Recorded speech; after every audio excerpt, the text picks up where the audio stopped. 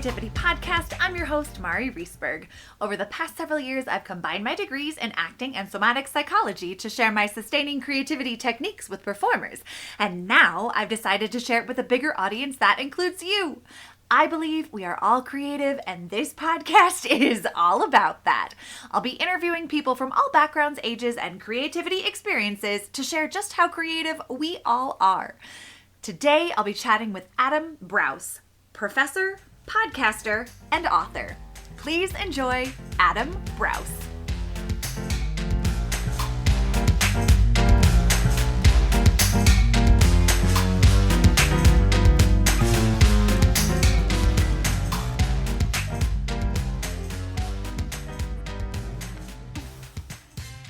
Welcome to the Sustaining Creativity Podcast. Today, I am here with Adam Braus, professor, podcaster, and author. Welcome to the podcast. Thanks so much, Mari. Thanks you for are having so me welcome. Welcome. I'm super excited to chat all things creativity with you. But before we dive into the creative waters, why don't you take a couple of minutes and let the listeners know a little bit more about who you are and what you do? Yeah, sure. Well, I do a bunch of stuff. I should say my kind of day job, what pays the bills, is I'm a professor. I'm the chair of the Department of Applied Computer Science at Dominican University. But by night, or kind of as sort of side projects, are Legion. I'm actually a higher educational innovator, and I'm building a new college called Elton College, which is kind of cool. And people can check that out. And I also am a podcaster. I do a weekly podcast about new ideas. It's called Solutions from the Multiverse. We can talk more about that as we go because it's very creative. I'm also I write books. Those are kind of like the big ideas I have kind of turn into books. The little ideas turn into like podcast episodes. Also creatively, I also write fiction and screenplays, novels, poems, and I'm also an oil painter. Fun. Which you can see my oil paintings behind me, some of them. But yeah, so it's just, I picked it up. People are like, oh, you picked it up during the pandemic. And I'm like, no, I actually picked it up right before the pandemic. I started to oil paint, and people say, why did you start to oil paint? And the answer is because I was getting too fat from baking. Oh. So I was watching the Great British Bake Show, like starting like 3 or 4 years ago. I was like, this show is great. And then I was like, I can do that. I have an oven, you know? So I started to bake all these things. And then I just started to really pack on the pounds. I mean, not really, I'm pretty thin, so I can't really get too big, but in my own way, I knew that I was really getting kind of too much cushion for the pushing. So I decided I would just do something that stopped baking and instead do something that was kind of technical. You know, like you got a little dirty, get your hands dirty, but safe. I don't use any toxic, paints or anything. I just use the non-toxic kinds, and safe, but also pretty challenging. Phase by phase. Anyways, so I go through. I kind of do a lot of oil painting that I do way less than I do more, kind of depending on what's going on. Yeah. That makes sense. And nice to know that you're not using toxic chemicals as they used to. Yep. Losing your mind in the process. That's right. That's right. The real danger is the lead white. It's actually illegal in America, or in California, in Europe, but it's legal in America still. So Americans can get lead white paint, and people just don't realize how dangerous lead is. Lead is no bueno. Yeah. It actually it demyelinates the nerves of your brain and your body. Anywhere where there's nerve cells, your body can't tell the difference between lead atoms and like whatever actual atoms are supposed to be there. So these lead atoms just filter over your neurons and just demyelinate them, and then that nerve essentially goes neutral or dead, like it can't connect and fire. And you don't know that it's happening. Like your body can't detect it and clean it out. It's a permanent one-way street. Anyway, so don't fool around with lead. That's terrifying. Yeah, lead is the silent. It truly is the silent killer. You really don't want any lead in any environment, especially not an environment where there's children. Oh my goodness. Well, thank you for the PSA. That's a PSA. We're having a little PSA here in the middle of the podcast. Do not mess with lead. Don't mess with lead paint, even though it is considered legal in the United States. Yes, and it's beautiful and it's antiquarian. If you really want to look like Rembrandt, you gotta have the lead paint. That's Right, what they all gotta say. use Don't it. listen to the YouTubers who say that. I mean, bless their hearts, but it's not true. You can just use whatever regular white Right. paint. Well, what a way to start the podcast. Yes, let's get started. Let's Here we jump right in. go. Here we Wow. go. Oh my goodness. In the theme of creativity and all of the creative things that you do in your life, what does it mean to you to be creative? I've been thinking a lot about that for a long time. I would break creativity in two. I'd crack it like an egg into two things. And one I would call generativity and Hmm. one I would call artistry or originality, something Hmm. like that. And so I think creativity can kind of it's probably like really like a spider diagram of all these different things. But two kind of poles in that diagram that I'm thinking about right now are like generativity and originality, or like, Hmm. yeah, revolutionary things, new stuff. And for me, I think it's like a nice balance of those two. So like I get really I get really fulfilled by sort of being generative in the sense of like creating new things that are going to help people in the future or help my community or be important for history. But I also get a huge kick out of like something really new that like maybe you haven't really seen it around ever before. And I Hmm. really, really like, so I think that's how I think of creativity, is those two Hmm. put together. Nice. And you can be like super generative, but not very original. Like you can make a cupcake shop. It's not original at all, but it's totally generative and super fulfilling as a creative thing. Right. But you also be super original and not very generative, right? Like you can like actually that's something that I do is I come up with a lot of ideas. Actually, Hmm. my podcast is based on that. Every week it's a totally new idea.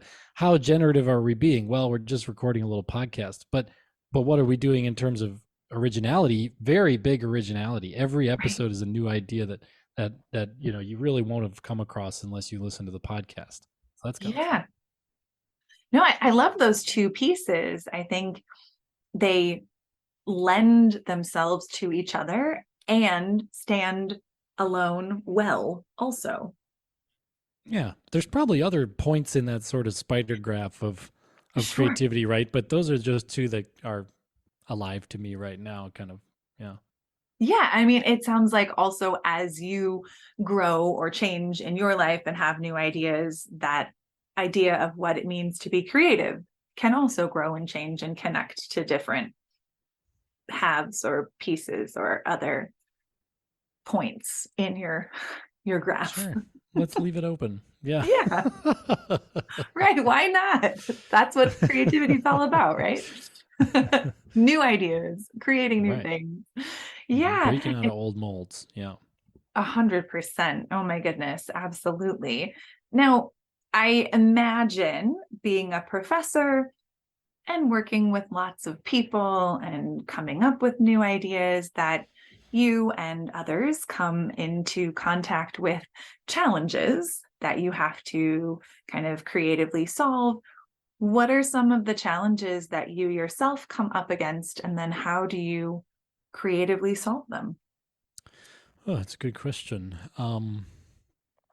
I guess one thing that I bump into, because my sort of particular sort of brand of creative stuff. I mean, I already said, I do painting and I do all of these things.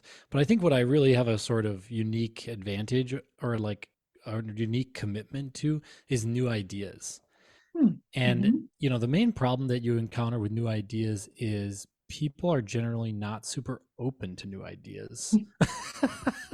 Right? Just because, if you come up with a new way to do something, all the people who kind of got to where they are doing it the old way are like, no, we're not interested in the new way, Mm-hmm. So I think that's probably where a lot of I mean, I do a lot of creativity to just come up with new ideas, and that's Mm-hmm. really fun. I just keep a running list, which is super fun, and then record the podcast, which is great.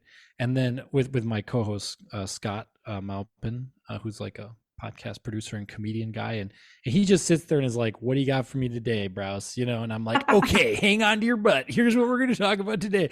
And every episode is totally different.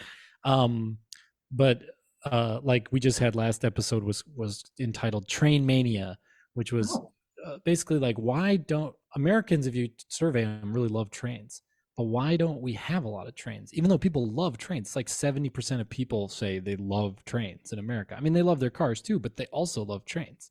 Right. And so why don't we have like any train? Like our train system would like embarrass the country of Bulgaria, like it would embarrass like underdeveloped countries, Yeah.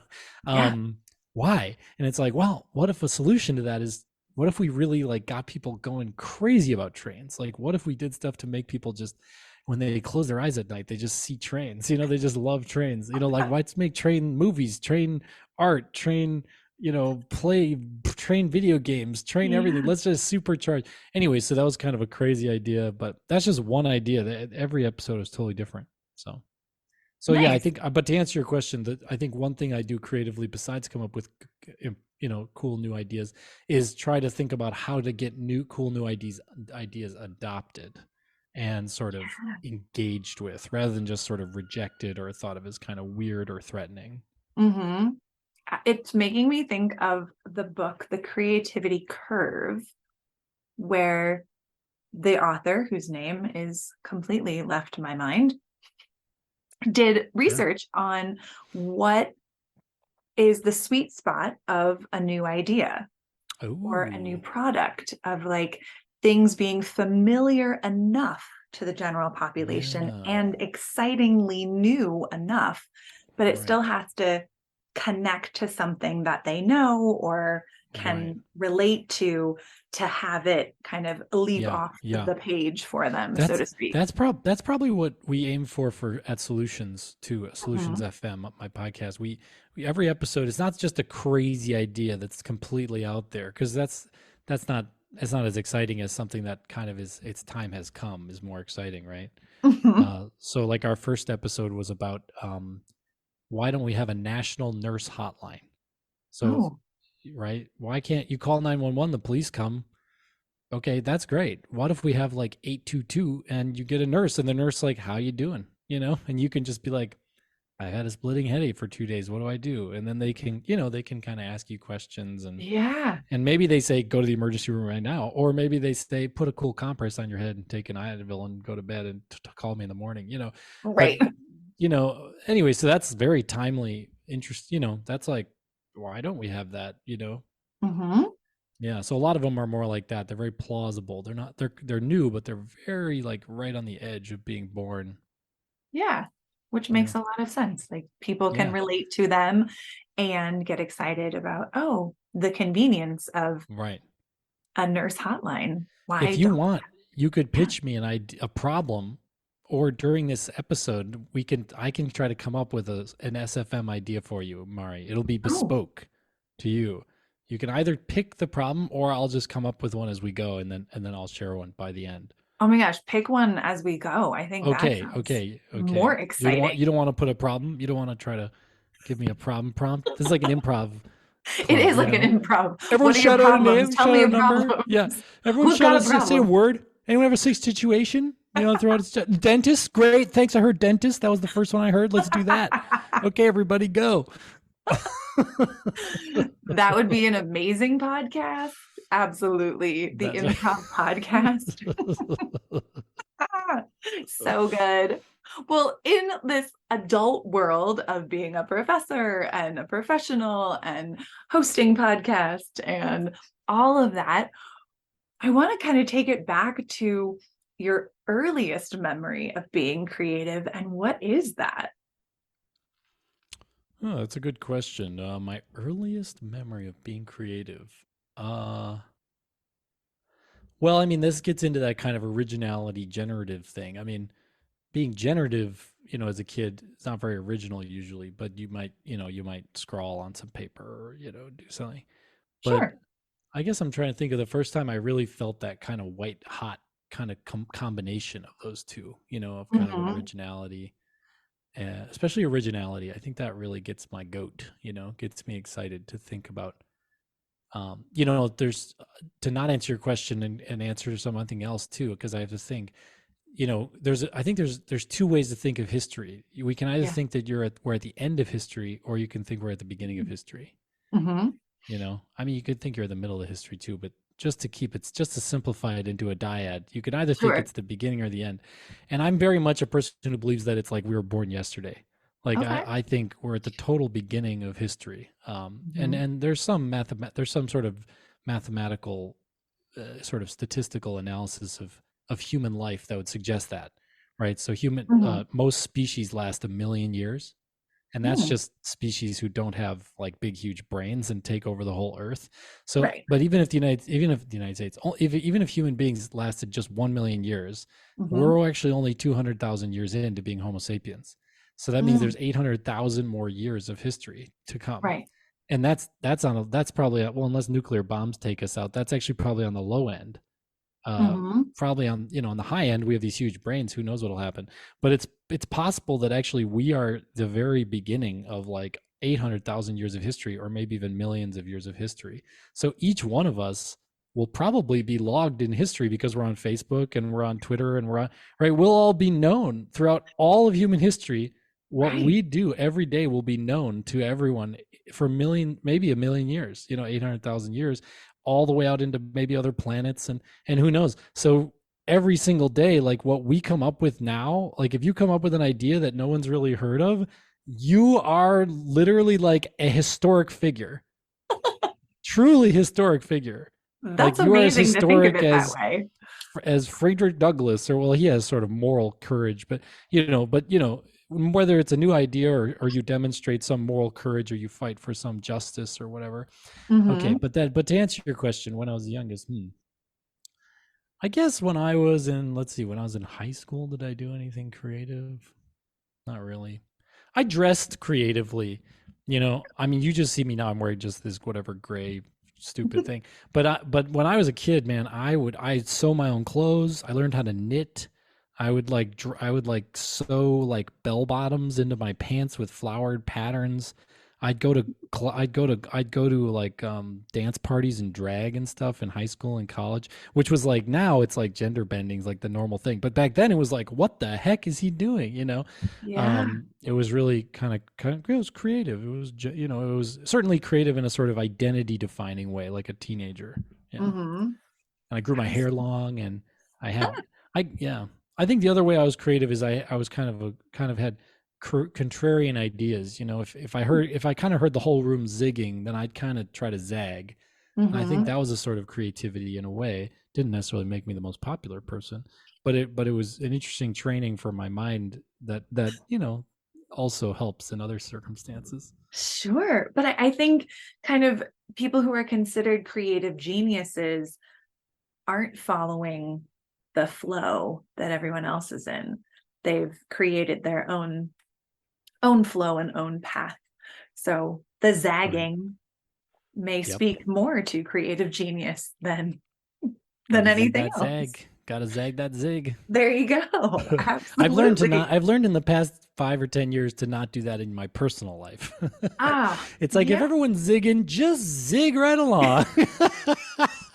But in the world of ideas, the world of justice, right. if there's an injustice and everyone's like, yeah, we're going to do this injustice, you got to be like, no, screw that injustice. We're going to fix that. Or if Exactly. everybody's going the wrong way, you got to say, we're going the right way, or we're going another way. Yeah, But yeah, I don't do it in my personal life anymore, and that has made my life a lot better. So, little recommendation for people struggling with creativity out there: that's don't good bring to it home with know. you. Don't bring it home with you. Just show up and just be boring. People love it if you're predictable, Oh, kind of boring. or bring the creativity in a different realm in your Yes, personal life, not, baking, yeah, baking, baking, painting, painting, good gift giving, yeah, communication. decorating, yeah, great, really creative ways. Yeah, think of really thoughtful gifts and thoughtful Yeah, cards. Bring your, yeah, yeah, but don't like bring a exactly. bunch of creative ideas. Nobody wants that. They just want things to be fine and fun. Unless someone else We is should do bringing Christmas their different. creative. Do everything different. Everyone's like, no, no, we like Christmas the way it is. We should do Thanksgiving totally different. No, it's a tradition. Keep it the same, like that. I think that brings up like a really interesting idea of, people who, when we get so connected to traditions Yeah. and someone comes in and shakes it up a bit, is that like authentic creativity, or is that, that generative piece or Yeah. originality, No. or what do Yeah. you think?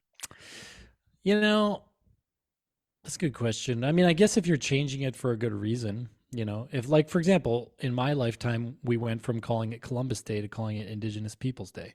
Hmm. Seems like a good choice based Yeah. on, the fundamental principles of like who should we like celebrate more? Like a guy who was sure he was sort of I mean, he did show some sort of leadership or courage to try to go to a new place.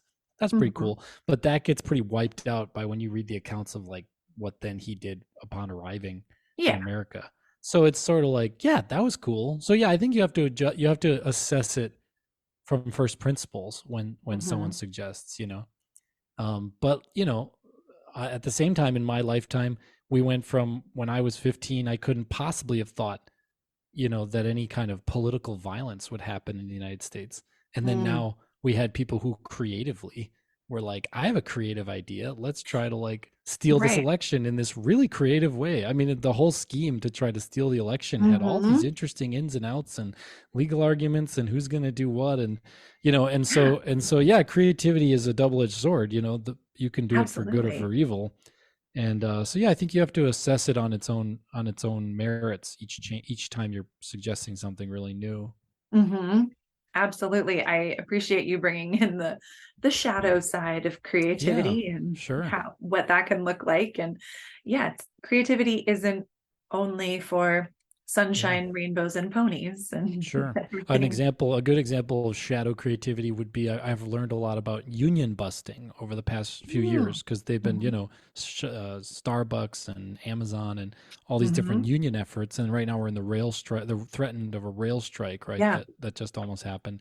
If you look up these consulting companies that these big companies pay millions and millions of dollars to union bust, it is brilliantly creative. It's so creative. They think Right. exactly, oh, how can we get people to kind of seed this doubt and seed fear and kind of insinuate that, oh, maybe your department will close, maybe your store will close. Like we're not Hmm. sure, we can't confirm or deny. And it's a very very creative, but it's very dark and very bad. So Yeah. yeah, I think as creatives we have to be not we can't just be entirely creative because that's being amoral. We also Mm. have to bring some first principles to say no, human beings all deserve dignity and they Hmm. all deserve sovereignty and they shouldn't be in any unnecessary pain.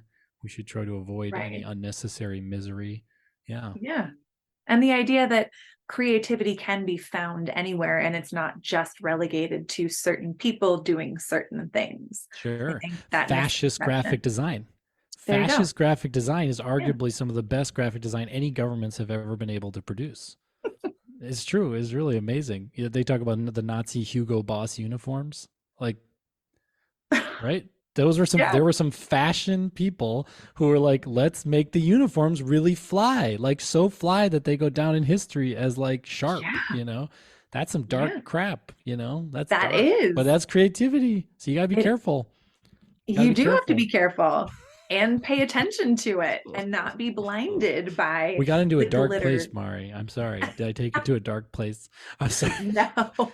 What happens when you study philosophy? You're like bright and sunny, dark and stormy. You can kind of go across the whole But I think spectrum. that's the beauty of these conversations, to Yeah, kind of follow where they go and get curious, and like the whole curiosity of like, how did that come about, and yeah, why yeah, is, how are these people coming up with these seemingly were very creative solutions to problems for them, which are prohibiting people's trying to do the things yeah. that they're Freedom. doing. Yeah, right. Yeah. Yeah, I mean, just look at the American war machine. I mean, we have an entire industry that is called the military industrial complex that employs hundreds of thousands, maybe probably millions of people in the United States, and is very creative. Yeah. I saw a drone with a machine gun attached to it the other day, and I was like, very creative, very creative, And kind of terrifying. very terrifying, very dangerous. same, Yeah. So same I think we have time. to. It's like anything else. The people with good values with a dedication to human rights, with a Hmm. advocacy for, everyone to be, live a dignified life, Yeah. those people have to, we have to outpace the people who have, more questionable values, where they think some people are better than others, and some Right. people kind of have a right to life and other people don't. And Yeah. Using yeah, creativity to sure. continue the cycle of That's right. That's right. dehumanization and How all do of we do that. that? How do we beat them? How do we beat them? Yes. With Tech creativity creativity. for good. Yes. Dun, dun, dun, Yes. dun. Instead of creativity for evil. Actually, come to think of it, probably most creativity is for evil. I'm thinking about it right now. Like, think about it. Like, right? Like, think about it. Like, the whole finance sector, right? Like, Oh, yeah. mortgage backed securities and credit default swaps and all these things. Like, do we need those things? No. Are they creative? Intensely creative. Yeah. Very, very sophisticated, interesting, novel, generative and original. Yeah. And yeah, military industrial complex, very creative. Yeah. Yeah, there's a lot of creative evil stuff. All this pharmaceutical drugs that we don't really need, and then all the advertising for it that we don't really need. And Mm. anyways, yeah, it's not very creative to just say, "Hey, we'll just have everyone have medical. We'll just have everyone have Medicare for all." It's not very creative, actually. Canada does it. Every other country does it the same way. Let's just do that. Right. It's actually kind of boring, but it's the right thing to do. Right. Yeah, so isn't it interesting? Yeah, creativity is this sort of tiger in your living room. You have to sort of Yeah. like, it can like hunt, but it can also like be beautiful. I don't know. It's It can quite a derail you and support you totally. simultaneously. Gosh, I have never thought of it in such a dark way, but that's not the theme of your podcast. It's weird that we're going there, but I don't It's know. That's just where we're going. whether it's the theme or not, it's still an It's part aspect of of it. creativity. And I think, Yeah. we're here to talk about creativity, whatever Yeah, let's components do it. of it arise in Well, these I'm on the good conversations. side. I'm on the good side. I'm always looking for ideas that, enhance human. Basically, my thing is, and one of my books is about this, called The Future of Good. But one of my books, my most recent book, is a book of ethics. And maybe that's why it's on my brain. But Mm, because I only finished and published it about 4 or 5 months ago. hmm. But basically, I propose that we should try to eliminate avoidable misery, and that Mm, should be the fundamental principle of morality for everyone. hmm. Yeah. That's the idea. So I try to do creative things that do that. I ascribe to that theory of ethics. So try to I eliminate like avoidable it. misery. Yeah. Yeah. Yeah. I try and do that too. I think you do. I think everybody does. Yeah. Creativity Yeah. helps me. My version of creativity helps me to do Yeah. that. What's the most ethical creative thing you can think of that you've heard of in history? Ooh, ethical Like like creativity. contributed the most to the common good that was creative? Can you think of something? Oh, I'm flipping the tables on you yeah. here, I Mari. I'm taking love the over. question. I'm like I feel like any movement that shifted power is a Hmm. creative, Yeah. moral, So like women's like, suffrage or something. Or yeah, what do or you the mean? civil rights movement, Oh or, yeah. Mm-hmm. I feel like that was a creative expression, creative Yeah. experience, never been seen, done before. Right. The civil rights movement especially was creative because it was a nonviolent revolution, Yeah, which you have to be so creative. You say we're gonna yeah, all get dressed up like in our Sunday best and we're gonna walk to where we don't belong. you know, yeah, that's pretty creative to do. Courageous, but also creative, because who yeah, would think to do that? Most people would think, let's get in our fatigues and like throw some Molotov cocktails. right, Yeah, which is not so creative, really. It's right. That's pretty, been done uh, before. yeah, it's This been was done. It's so so, so so played out. yeah. So I think So, anytime there's that shift that happens, there's a lot of cool. creativity that shows up. I think you're right. Yeah. Well, I wonder, in these conversations about creativity, the dark and the light, when you come across people who may not feel creative or think they don't have a creative bone in their body, how would you encourage them to find creativity in their life? Sure. I have this exact problem all the time with my students, because probably about a half or 2/3 of my students say exactly this. My program's very. I do like a very um like a hands-on learning kind of, I guess you could call it, way of teaching and running classrooms and stuff. So I'm often like, okay, at the end of this class, or you sometimes even usually even halfway through the class, I'm like, everyone builds something cool that they just think is cool. Okay. And I give Yeah. more specifications. I say it has to have these and these criteria, but that's all technical. I won't bore your Hmm. bore you with that. But I say build something cool, and then they're kind of confused about that, and they ask, well, what should I build? And so maybe they come and have a little meeting with me, and they're like, I can't think of anything to build. And maybe they Hmm. say that I'm not creative, or I'm not very good at coming up with ideas. What should I do? And I have a thing that we do that works. Do you want to hear it? I'd love to hear it. Okay, here's what we do. This is my theory. Maybe someone can either back me up or disprove me. My theory is that the part of your brain that makes good ideas is the exact same part of your brain that makes bad ideas. Mm-hmm. Yeah. So what my students who think they're not good at coming up with new ideas, not creative. I'm using creative in the sense of ideas because that's my thing, Yeah. come up with new ideas. But the problem is that they're so it's mainly because our educational system and society in general punishes people for making mistakes, which Hmm. is hugely stupid in my opinion. We should not punish people for making mistakes. We should identify, hey, you made a Yes. mistake, and like, what are the consequences of that mistake? Why did it come about? Great, let's understand it, inspect it, let's try to not make mistakes. And what did but we learn? but there's Yeah. nothing wrong with making mistakes. It's not like you're fired Right. because you made a mistake. It's not because you not that you can't get into college now because you made a mistake, or Hmm. whatever. Anyways, so they've been beaten into their head forever, for their whole life, and they're not wrong. Society does punish you for making mistakes. Yeah. Like, that's why I'm sitting in a 1-bedroom apartment instead of a 7-bedroom apartment, right? It's because society punishes you for making mistakes. So, and coming up with new ideas is a risky business. There's lots of mistakes that you make, but you do it anyways if you like it as much as I do. But here's the thing: you tell them it's okay to come up with bad ideas. Actually, I'm assigning you to come up with 50 bad ideas. Love it. So you say, I want 50 really stupid ideas that you would never want to make. Yep. And then guess what? They cannot help but do stupid idea, ha ha ha, that's funny, stupid ideas too. Oh, actually, this one. Oh, and then what if we did that? Oh, it's so cool. And then I say, you're not done with your 50. You only gave me 5 stupid ideas, and then you had a really good idea. I need 50 bad ideas. And they'll come up with 10 good ideas if I Yeah. assign 50 bad ideas.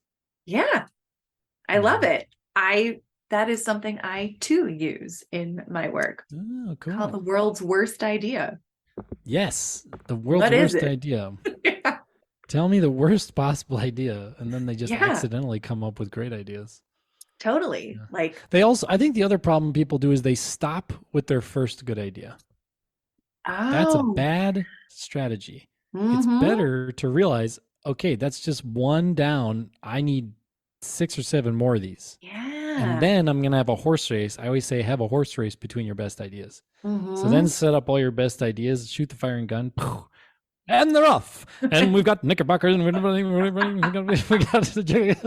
the jockey on He whose comes great on. adventure is moving into first. We got the and then you can see, which of the 6 or 7 pretty good ideas, which one is like really got legs and really Yeah. has advantages and synergies and all kinds of cool things. Timeliness is really important. An Mm-hmm. idea really needs to be timely. If you come up with an idea that is not going to be ready for another 10 years, good luck wasting your life for the next 10 years waiting for everyone else to catch up with your idea, right? Right. But if you have an idea that really fits right where you're at, right, the timing that you're at, the people you're with, the audience you're with, that's a good idea. I love it. Such a great tip and reminder and tool. I hope people who are listening will go out and think of the world's worst ideas and also generate brilliant ideas in the process. I just have one last question for you Okay, today. let's do it. What does it feel like in your body to be creative? um I mean, I think I kind of just turn in, they say a mitochondria, which is like the part of the cell that makes energy in your body.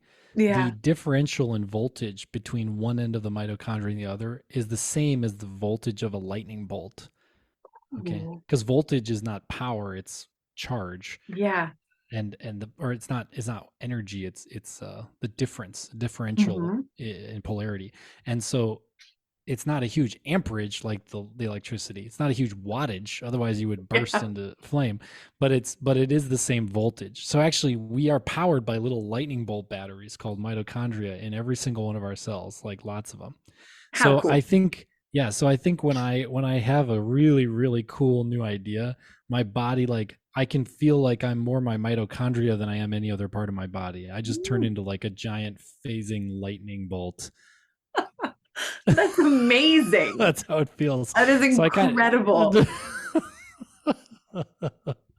yeah, it's a bit non-egoic, right? Like your whole, like, Yeah. even that you exist like disappears, and you just have this like full idea that connects to Yeah. all the other ideas and concepts, and you see how material will move and align with this ideas sort of just thing. Yeah, that's how it feels. Yeah, it's very like, it's like running as fast as you can, so fast that you just like forget that you're even a human being, and you're just this like presence flying through the world. It's like that. You just lose your whole body, Oh my God. lose your whole, no anxieties, no preoccupations, no fears, no even hopes or dreams. You're just like this pure being. Yeah. That's Oh how my it gosh. feels like for me. Incredible. Amazing. This has been such a fantastic conversation. Thank you so much. If Mari, thank you people, for hosting. This is great. oh, absolutely. If people want to learn more about the things you do, your podcast, your Yeah. books, where could they go and find all of that information? Yeah. I mean, Grand Central Station is Adam Braus, Braus, adambraus.com. You can Okay. find Solutions from the Multiverse there. You can find all my books there. My college is Elton College, Elton, just like Elton John, eltoncollege.org. You can check that out. We got our MBA live. We're going to have a bachelor's and certificate program in computer science going live. The certificate's going to be like a boot camp. So if you want to come Nice. and learn how to be a software engineer, like a career switcher, or you just want to do it Hmm. faster, night classes or something, we can do that. I've made thousands of people successful software engineers. We can do it for you in the most painless, best way ever. Yeah, Solutions from the Multiverse is the podcast that, if you want even a fraction of the amount of fun that we've had here, then you can come and listen. We drop new episodes every Tuesday. We're very religious. It goes live at 5 a.m. on the East Coast, 8 a.m. in the West Coast on Tuesday mornings. Nice. New idea every time. I promise. That's the promise. So, and yeah, my books are all new ideas too. You can find those. I got one about how to make change in big organizations using a Japanese form of management that has been sort of forgotten for 100 years, and I Wow. kind of resuscitated it. It's called Nimawashi. The book's called Meteoric, like a meteoric career. Yeah. And my other book Cool. is called Motivate. It's about how to build highly motivational. It's basically how to use evidence-based research that came out in the last. Basically, if you read the book Drive or the book Grit by Hmm. Stephen, yeah, by those guys, then my book is like a totally worthwhile sequel to those books. Like, those books go up to about the 2000s and then they stop. And my research that I catalog is basically from the 2000s on. Forward. So it's Nice. kind of a sequel to those books.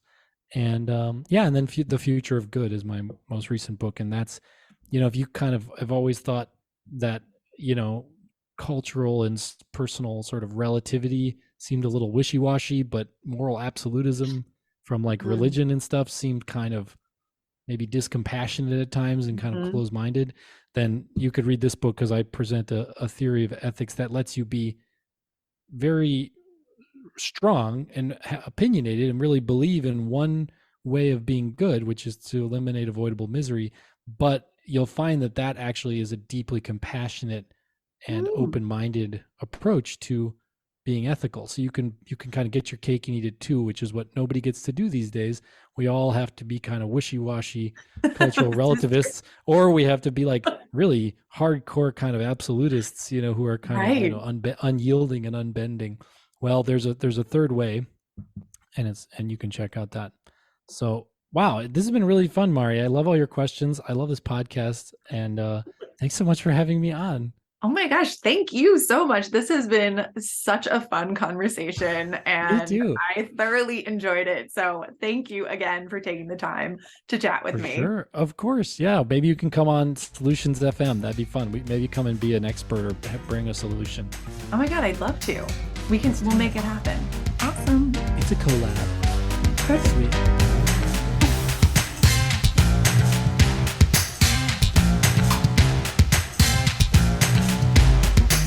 Thanks for listening to the Sustaining Creativity Podcast. We'd love to keep in touch, so follow us on Facebook and Instagram. We are at Sustaining Creativity. Make sure to subscribe to the podcast wherever you listen to podcasts. Tag your friends and family so they can listen too. We love to hear from you, so leave your reviews, comments, and questions. Check out our website, sustainingcreativity.com, for upcoming offerings and creativity coaching. Tune in Tuesdays for our next episode. And remember, with creativity, anything's possible.